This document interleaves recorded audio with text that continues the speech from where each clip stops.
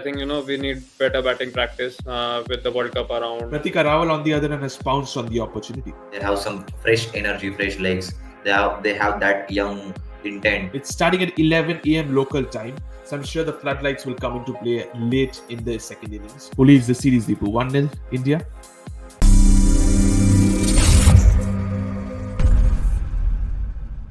After a thumping victory versus the mighty West Indies in 2024 for Indian women's side, clean sweeping them, it's a new year, 2025, and Indian women's kickstart their cricketing season because we had the men's already. It was not a pleasing one at Sydney, but it's time for the women's to take over at Rajkot. I have Deepu with me at Parag. Welcome to the show, both of you. Talking about Indian women, they're playing good cricket at the moment, very, very composed, have found their mojo, have found their unit as well.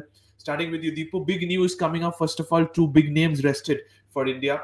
Harmanpreet Kaur is this captain. She has been rested alongside this swing queen, Renuka Singh Thakur. Your thoughts behind that, please? I think these changes were required. Obviously, Harman is injured. She's at the NCA after that neck blow that she got in the World Cup, and she was playing the remaining part of the year through the injury. So yeah, it was important that she gets the maximum amount of rest, given that we have plenty of cricket coming up, and with the World Cup in mind in BCCI's mind, so it's important that the captains get some rest. And same with Renuka Singh Thakur as well, because we need swing bowlers when the World Cup arrives. Absolutely. It will be during when the early stages of the winter. So we'll get the maximum amount of swing during that period. So yeah, it's good to see 100% changes. agreed with that. But Parag, coming to you, as just like Deepu said, Harmanpreet Kaur is at the NC. At this moment, I'm sure there are many other players at the moment at NC as well. But at this moment, for the men's, it is Jasprit Bumrah. For the women's, it is Harmanpreet Kaur. Two of the most crucial players for either sides are at the NCA. How important is this rehab time? Do you think similarly for Harmanpreet Kaur, was this the best series for her to take a rest and go for a rehab? Oh yeah, actually, I'll go with the Deepu because, as you mentioned, she has been going through the injury. Also, she needs some rest. But yeah, like if you look like the World Cup is on head, the only quite few months left for the World Cup. So if we look like for the future perspective, we need some strong batters, some experienced batters in our squad, and Harmanpreet Kaur is one of them. And as she brings that kind of experience, she brings that Correct. kind of momentum to the team on the table.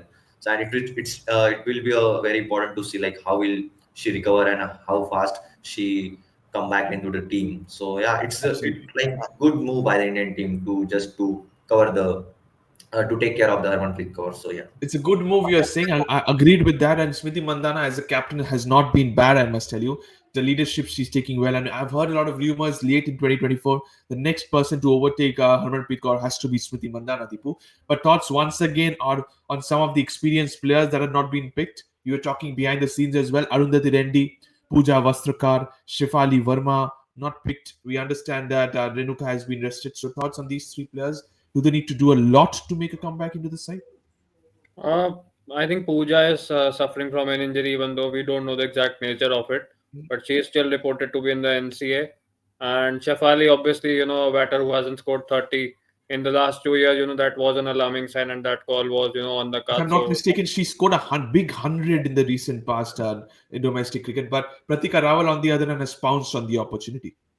yeah, and to be honest, she looks more solid if you compare her with Shafali Verma, and obviously in the field as well. She's much better, even though Shafali offers some bowling, but still, Pratika did a really great job. Arundhati Reddy, I was really surprised, with her being dropped after her heroics in Australia and in the series, I guess, in the West Indies as well, against the West Indies. So it was a surprising call that she wasn't there. So yeah, apart from these two, leaving out Shefali, it is important that these two, get back to the Indian team.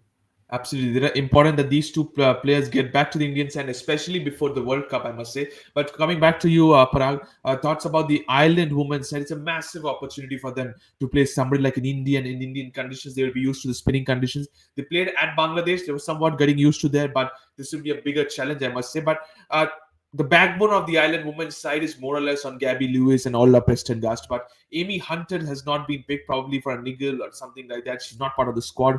So how big a blow is Amy Hunter to the side of Ireland?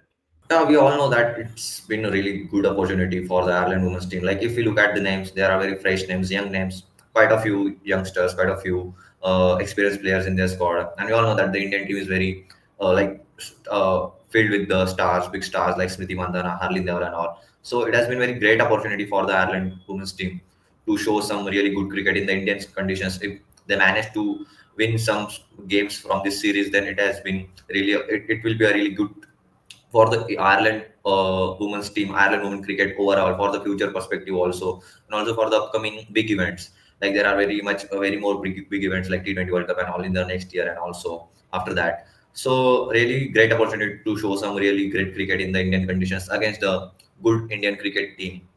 So yeah, they must be looking forward to this series. Absolutely, they must be looking forward to this series because it's a wonderful opportunity. If they can somehow get a victory from this series, it's a huge, huge achievement, I must tell you, for Ireland women's team. But moving on to the players to watch out for, Deepu, starting with Indian women, I'll go with Pratika Rawal, Jemima Rodriguez, and Saima Thakur are the three players to watch out for. Similarly, for Ireland women, I'll go for Gabby Lewis, Ola Preston-Gast, and Freya Sargent are the three players to watch out for. Starting with India, your thoughts, please. Uh, Obviously, Pratika was there in my team as well, in the players to watch out for. Along with that, I'll add Teja Rasnavis. After that series against New Zealand, she was unfortunately dropped. So with her getting a chance now, I want to see her back and and see how she performs. My third player will be Tita Sadhu. Okay. Just because you picked Saima Thakur, I was going to pick her, but now that you have picked her, so I have that habit of going different. So I'll go with Tita Sadhu. Everyone has the habit of going different against me. Gurpalji, Deepu, these are very patent, to be honest, known facts that they will go have different picks. But Parag, over to you when it comes to the Ireland women's side. I think these three are the most experienced players for them. They have to step up. Any other player you want to see from this side? Yeah, I will go with the Gabby Lewis and Orla, but just one change if I had to make, then I will go with the Lee Paul instead of Rhea Sargent. Because if you look at the Okay. because if you look at the earlier matches that Ireland played, then Mhm. Lee Paul showed some really good batting performance because she came up with the Okay. left-hand batting experience in the middle order. Uh-huh. She provided that balance to the batting in the middle order. So I will go with the Lee Paul instead of Rhea Sargent. And she also brings to the table when it comes to her bowling as well. She's a left arm orthodox bowler. So could be handy in conditions. But what about the conditions, I must tell you, Deepu? It's at the Saurashtra. Rajkot is where we play. Huge stadium. We all know that what it brings to the table. Spinning tracks. But your thoughts on that as well? Belter off a wicket is expected because the beginning of the season for the women's. Your thoughts, win the toss and bat first, because it's not a day-night game, I must tell you. It's starting at 11 a.m. local time. So I'm sure the floodlights will come into play late in the second innings. So your thoughts are what about that? I'll definitely bat first. Obvious reasons. Look, not undermining Ireland, but still, I think we need better batting practice with the World Cup around, and we need to look at the form of some of the youngsters as well before the WPL and all that stuff. So I think this is the best opportunity these three games, to try and test the batting unit. And obviously, I want to see more of all rounders coming up in the middle order during the middle overs. So yeah, Mhm. it's important that we bat first. So yeah, I'll Okay, definitely so bat you're first. saying batting first at Rajkot, but similarly, Parag, we use the same template against West Indies as well. We batted first, and the third one we bowled first. So your thoughts on that? What is your thought process? Just like Deepu said, I would like to go a little bit different as well on this, because you can score, because India batted twice against West Indies, scored 300 plus, scored a giant ties total in the second ODI, etc., etc. But if you score 300 plus against a side like Island women, not to disrespect them, you will have a confidence, but you might just falter against England or Australia. So, what are your thoughts? Would you test your batting unit once again, same strategy like West Indies women? Or firstly, you will say, well, I have an inexperienced bowling lineup, no Renuka Singh Thakur, so I would like to test our bowlers first. No, I'll go with the Tipu's idea because if we compare the Ireland women's side and also the West Indies women's side, they are the very different batting lineups. West Indies women's are very like some have the strong hitters, some strong middle order names in the batting lineup. But in comparison to Ireland women's team, they have some young, fresh talents. Some There are only one or two dependable players in their batting squad. So if India batted in the first inning, if they might win the toss and choose to bat first, then they have chance to score some good runs to put the pressure on the other team, and just Mhm. with the bowling they defend the total very easily. So same, I will go with the Dipu's idea to just win the toss and choose to bat first, score some good runs, get some batting practice for the batters. Yeah. Okay, Is so that- win the toss and bat first, put some runs on the board is what both of your thoughts is. What about the Indian 11 and the Ireland women playing 11? Let's take a look into the Ireland's women predicted playing 11. Here it is. I'll go with Sarah Forbes, Gabby Lewis, Ola Preston Guard, Leah Paul, Coulter Riley, she's the wicketkeeper as well. Una Raymond Hoy. You have Laura Delaney, Eileen Kelly, Alana Dalzell, Georgina Dempsey, and you have Freya Sargent. Very inexperienced, yet a little bit of experience in youth mixture, I must say, Parag, when it comes to the 11 of Ireland. Tough challenge, but I think they have to score runs on the board, just like you said about India. Yeah, as you just mentioned, inexperienced squad, some experienced names, but in for the Indian team, this will not be the easy challenge, because if we look at the Ireland squad, they have some fresh talent. Likewise, they have some fresh energy, fresh legs. They have that young intent to put some good energy, put some good game, show their great skills on, like, on the D-Day. So it will not be easy for sure for the Indian team on the match day, and it will be great Absolutely. interesting. It will be interesting to see how will they perform against the Indian side on the Indian soil. Absolutely, that will be very interesting. How they performs in Indian soil island. You said fresh legs are there in the island side, but talking about the Indian 11, no Harmanpreet Kaur, no Renuka Singh Thakur. Here is my predicted playing 11. Smriti Mandana, she's the captain as well. Pratika Rawal are the openers. Harleen Dior, Jemima Rodriguez. I'm going with Tejal Hasabnis at number 5. Richa Ghosh, Deepti Sharma, Tanuja Kanwar, Sayali Sadgore, Tita Sadhu, and Saima Thakur. 3 seamers, 2 spinners, and the remaining are the batters. Deepu, anything different? Uh, uh, given that if we bowl under lights, we'll need seamers. But to be honest, I was going for Minu Money because Okay. I need a spinner here. I don't know.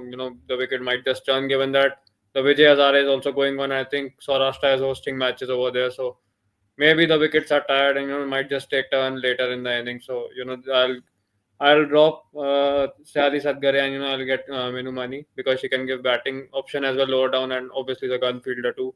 So yeah, that's the But only change.